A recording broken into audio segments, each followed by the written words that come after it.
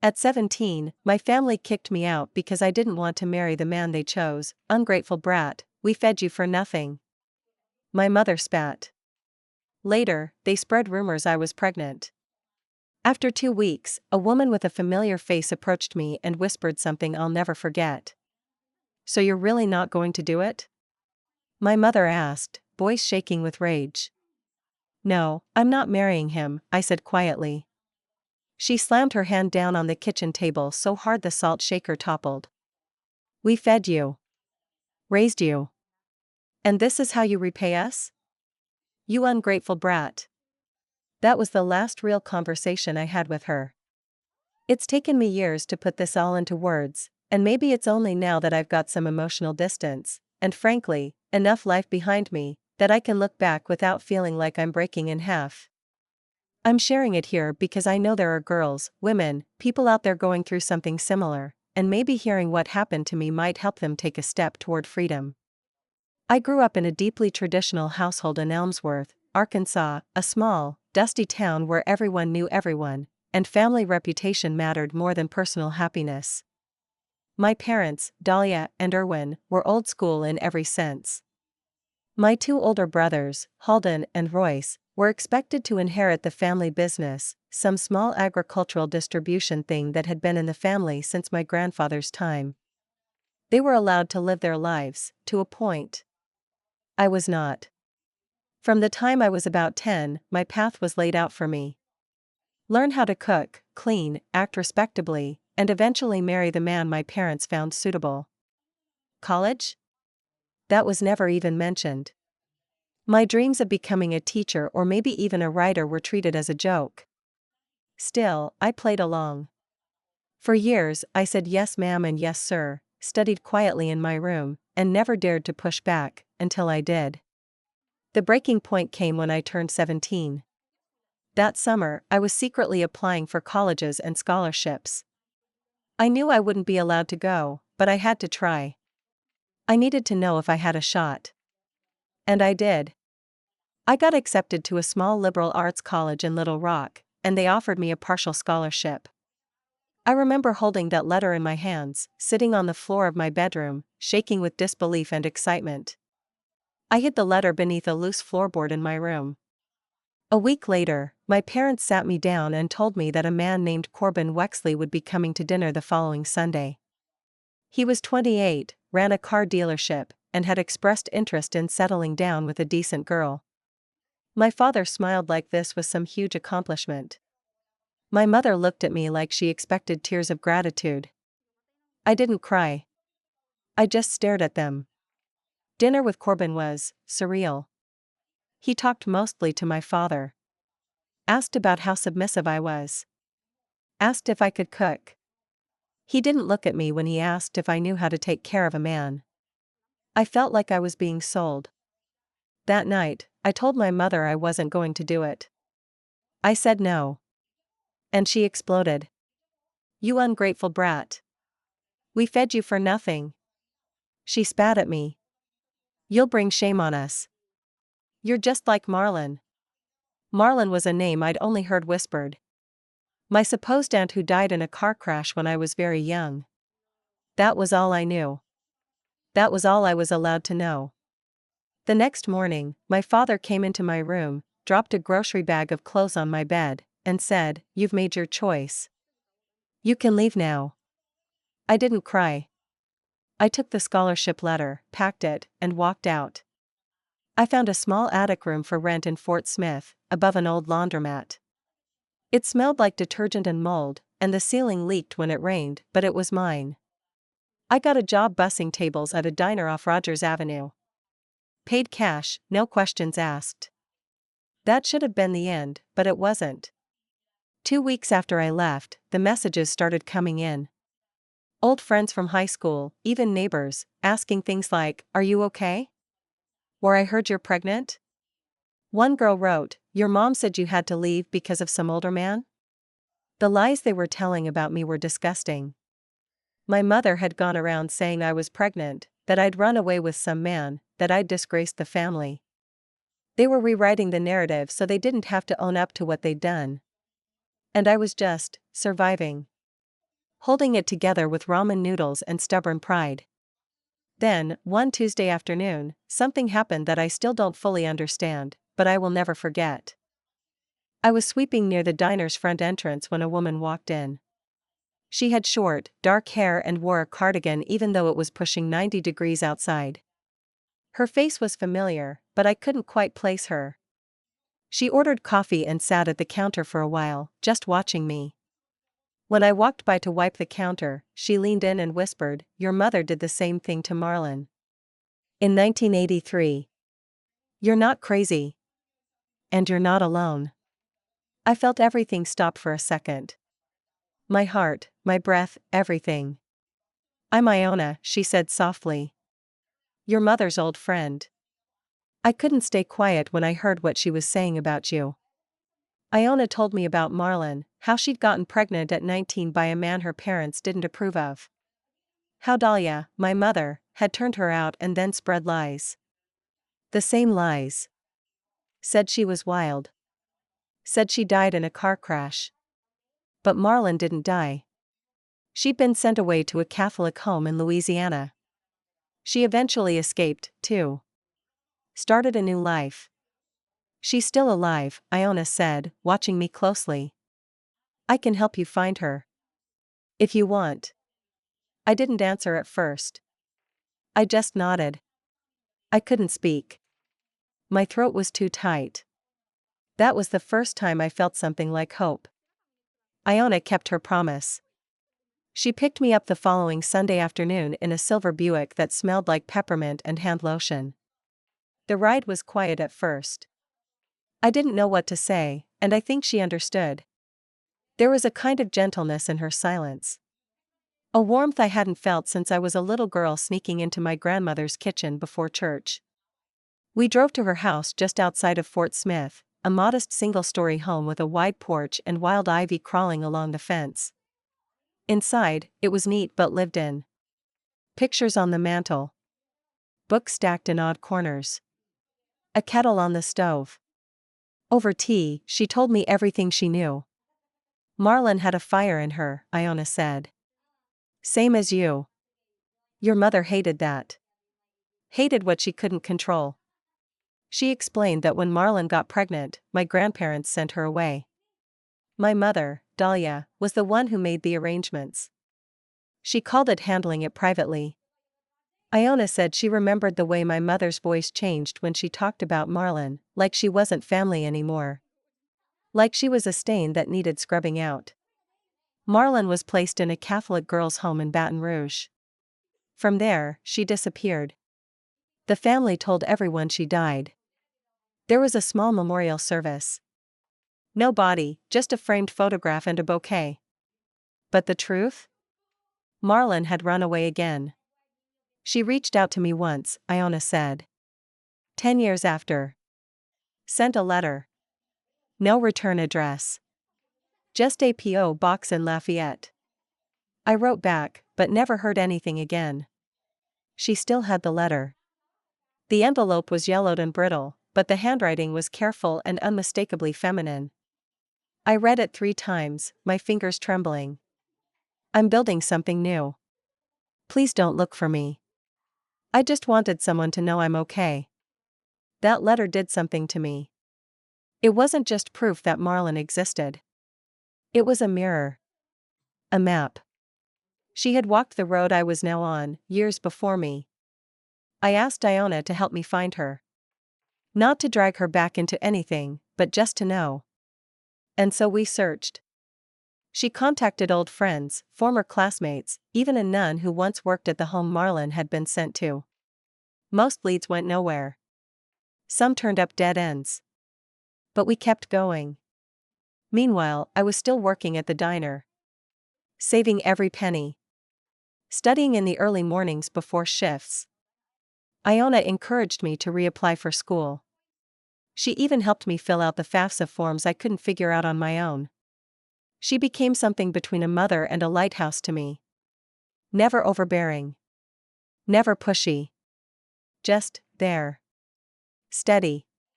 One day, about 4 months into our search, I got a call while I was folding napkins in the diner's back room. Iona's voice was shaking. "She's in Lafayette," she said. "I think I found her." Marlon was using a different last name now, Branley.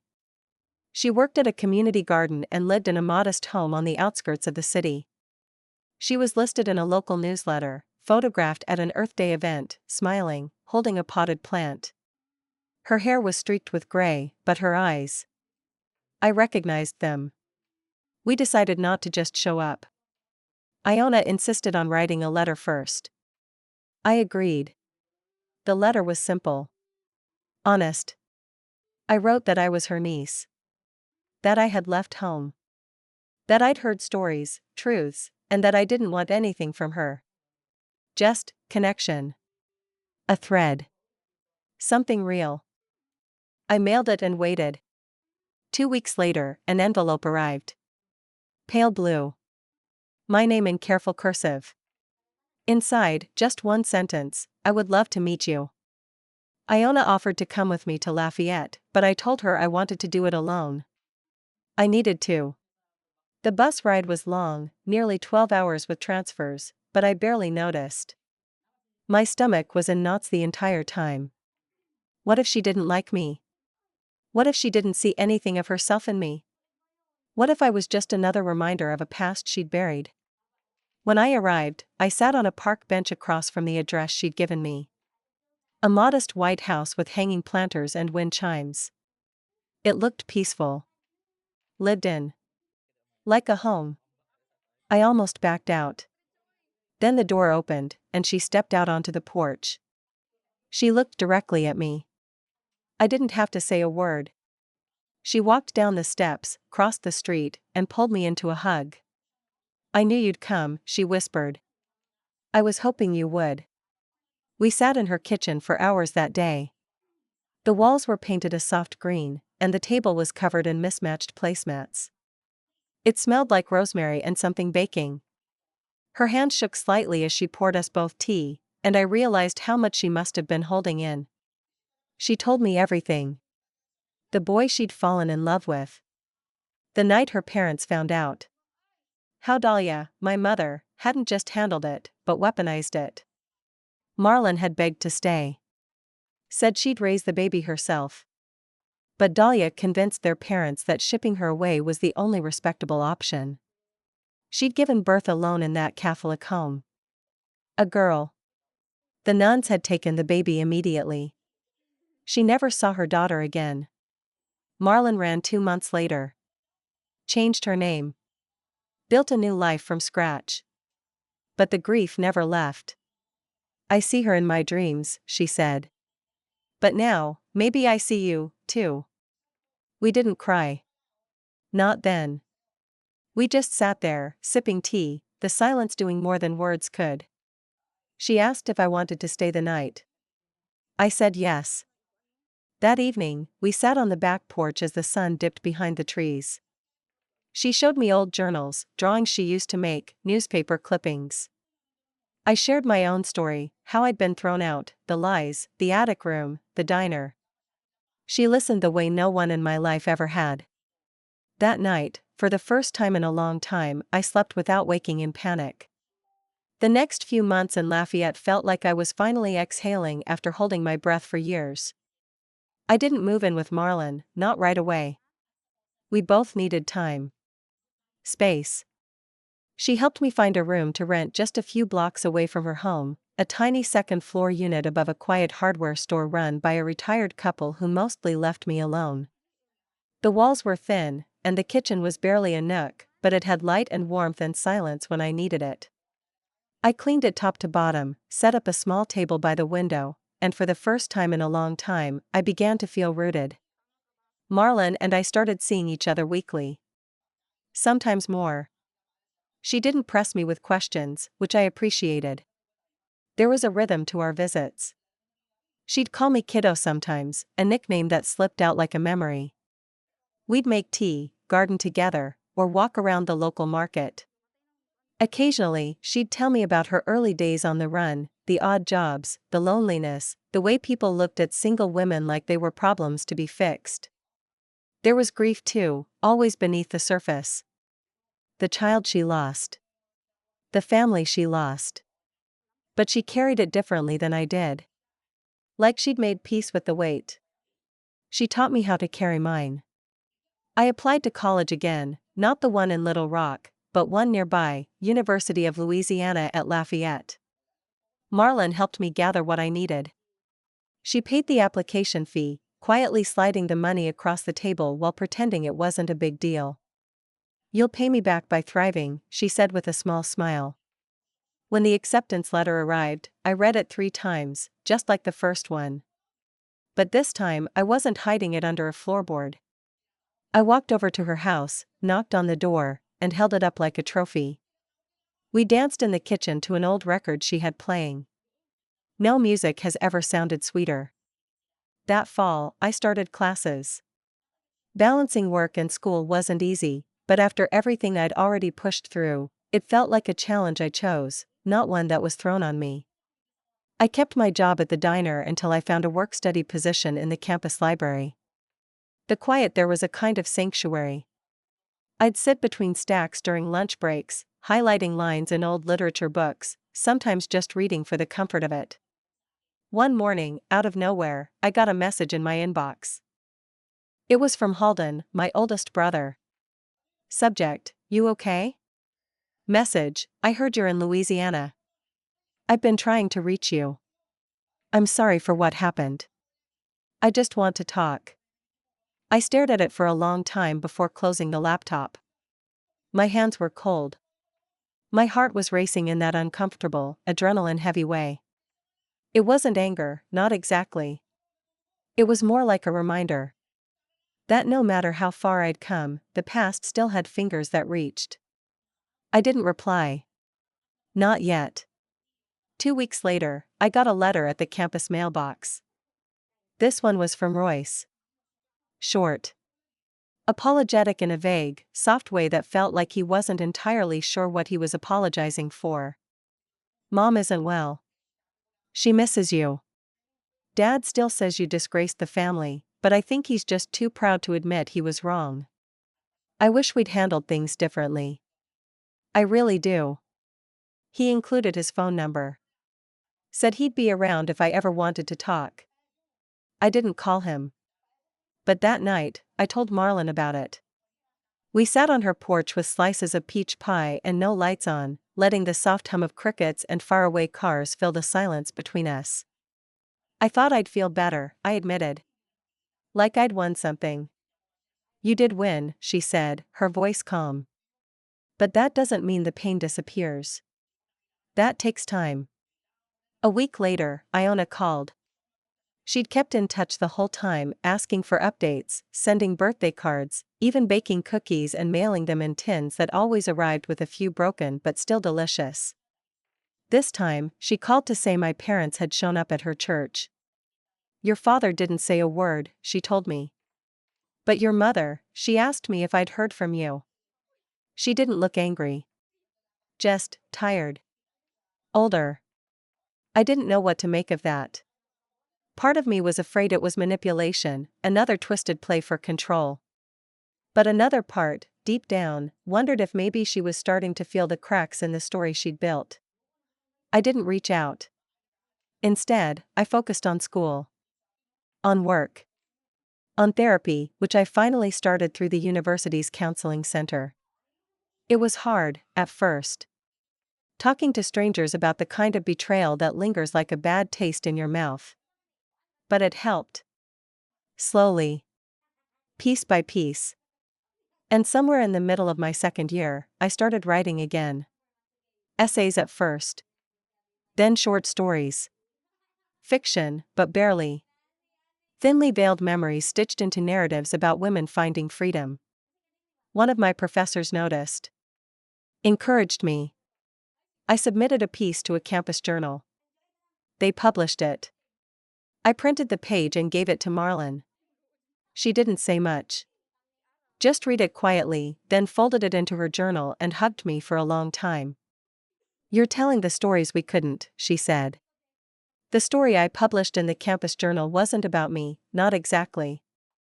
It was about a girl named Lonnie, who ran away from home to escape a marriage she didn't choose. Who found a relative she was told was dead? Who found healing in silence and dirt under her fingernails and books that whispered back to her? People read it. Some emailed me. One girl found me after class and said she cried in the library reading it. I didn't tell her it was real. I didn't have to. That little piece of writing did something to me. It peeled something open, something I didn't know I'd sealed shut. For the first time, I began to imagine myself not just surviving, but building, creating, claiming space. Meanwhile, my connection with Marlon deepened. There was no performative affection, no need to pretend. Just consistency. She'd leave little things for me on her porch, bags of fresh okra, a second-hand book she thought I'd like, a note scribbled on an index card that said something like "Thought of you today." I did the same. Some days we didn't talk at all. We just sat in the same room, both reading. It was perfect. But beneath that peace, I knew something was simmering. I could feel it pressing up against the edges of my life, the part of the story I hadn't closed. My family. One late afternoon in spring, I got another letter. This time, it was handwritten. Dahlia's careful script. The envelope was plain, the return address blank. I almost didn't open it. I stood in the middle of my kitchen with my thumb resting on the seal for at least 10 minutes. When I finally read it, I had to sit down. Lara, I don't know what's left to say to you. I know I hurt you. I know what we did was wrong. But everything we did, we thought was right at the time. You wouldn't understand. Maybe I'm the villain in your story. Maybe that's fair. I just want you to know, not a day goes by that I don't think about you. I don't expect forgiveness. I hope you're okay. Mom. That was the first time she'd acknowledged anything. The first time she didn't defend herself, didn't accuse me of ruining them. I reread the letter 3 times. Then I folded it, slipped it into the back of one of my notebooks, and went for a walk. I didn't respond. I didn't know if I ever would. A few weeks later, my phone rang. An unfamiliar number. I let it go to voicemail. It was Halden. Hey, I know you probably don't want to hear from me. But Dad's in the hospital. Heart stuff. They think he'll be okay, but it's serious. Just thought you should know. I didn't call back. Not immediately. But the news shook something loose. Marlon noticed.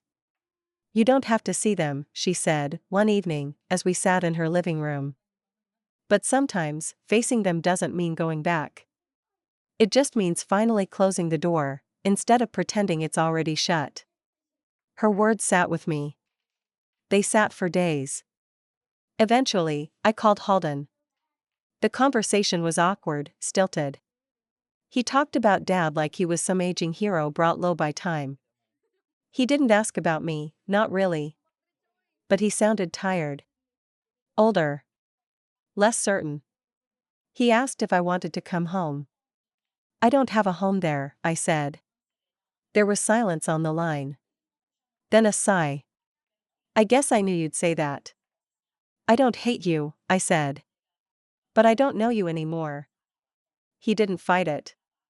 That, more than anything, told me things had changed, even if just slightly. I didn't go to the hospital. But I did send a card. A blank one. Inside I wrote, I heard you were unwell. I hope you find peace. That was it. It wasn't forgiveness. Not yet. But it was a release. A shift. From that point on, something in me lightened. School was going well. I was finally getting into the meat of my education classes. I found that I loved working with kids, not just teaching, but listening. Some of them came from homes like mine. Some didn't. But all of them needed someone who saw them. I started volunteering at a local shelter for runaway teens. The stories I heard there broke me open all over again. But they also healed me. Slowly. Because I wasn't just surviving anymore, I was witnessing. I was giving back what had been given to me. Marlon came with me once. Sat in the back of the room during a support group session, just listening. Afterward, one of the girls asked if she was my mom. No, I said. Then paused. But she's family. That made Marlon smile. We never used those words with each other. Never forced titles. We just were. The invitation came by email. It was from a small but reputable conference for women in education and social advocacy held annually in Little Rock. They'd read my essay, and wanted me to speak. Not just as a student or volunteer, but as someone who had lived the reality behind the message. Finding Power After Silence, the panel was called. They wanted me to share my story, the truth, in my words. My first instinct was to say no. To stay small. To stay safe. But then I thought of the girls in the shelter. Of Marlon's quiet strength. Of Iona's whispered words in that diner years ago. Of the 17-year-old version of me who had stood outside her family home, shaking but still refusing to walk back in. I said yes. The event was scheduled for early spring, held at a mid-size university hall downtown. Iona and Marlon both insisted on coming. I wore a simple navy dress and a chain with a tiny book charm around my neck, something Marlon had given me when I got my acceptance letter. The panel room was nearly full when I arrived. I recognized no one, at first. Until I saw them. My mother. My father. Halden. Royce. They sat near the back, a neat, tight cluster of familiar ghosts. For a moment, I panicked. My stomach twisted. My hands went cold. But I reminded myself, I was here by choice. They were not my judges anymore. I didn't owe them anything. The moderator introduced me last. I stepped up to the podium with my note cards, cleared my throat, and looked out across the audience. I was 17 when my parents tried to sell me into a marriage, I began. They called it tradition. They called it duty. But it was control. There was a ripple of silence across the room. I kept going. I didn't name names. I didn't need to. I spoke about leaving home. About being told I was dead to them. About rumors of pregnancy, of disgrace. About being erased. And then I told the truth, about the attic room above a laundromat. About Marlon. About survival, and about choosing to rewrite a story that had been dictated to me since birth. When I was finished, the audience stood. Clapped. Cried. My family didn't move. Afterward, as people milled about, a few women hugged me. One young girl told me she wished her mother could hear what I'd said. A teacher from a neighboring district asked for my contact information to bring me to her school. And then, there they were. My mother stepped forward, clutching her purse like a shield. I didn't expect you to talk like that, she said.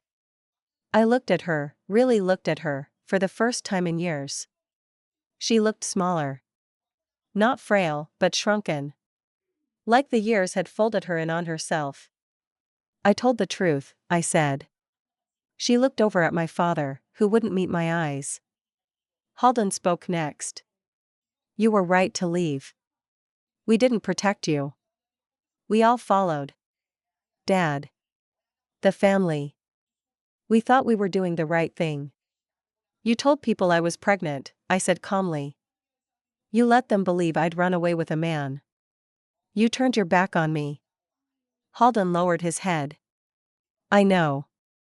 My mother opened her mouth. Closed it. We were afraid. We thought we were losing everything. But we lost you anyway. There was a pause. A hollow, empty space between us. I hope you're proud of yourself, she added, almost bitterly. You've clearly found a way to make a life from all this. It wasn't an apology. It was a jab wrapped in envy. And that was when I realized this was the revenge. Not in a cruel, vengeful way. But in a quiet, satisfying, undeniable way. I had told my story. On a stage. In my voice. I had survived the very thing they tried to destroy me for, and turned it into power. They couldn't erase me now. Not from the world. Not from themselves. They had to sit there and watch as I stood tall, surrounded by people who believed in me, who saw me. They had to hear the truth from the girl they'd called ungrateful. They had to feel the weight of their choices not in my bitterness, but in my success. I nodded slowly. I am proud of myself, I said. And I don't need anything from you. Marlon stepped beside me then, putting her hand gently on my shoulder. This is my family now, I added. We walked away. I didn't look back. That summer, I published a full essay in a national education magazine. It was titled "You Can Leave and Still Be Whole." Marlon framed the cover and hung it in her hallway. We started a mentorship program for girls from high-control households, helping them access education and housing. Iona ran the administration. I taught the writing classes. And the girls? They wrote their own stories. They named their pain. They didn't wait for permission. Sometimes, revenge isn't fire. It's growth. It's thriving in spite of what they tried to take. It's showing up, speaking up, and no longer needing to whisper. And that's the best revenge I ever had.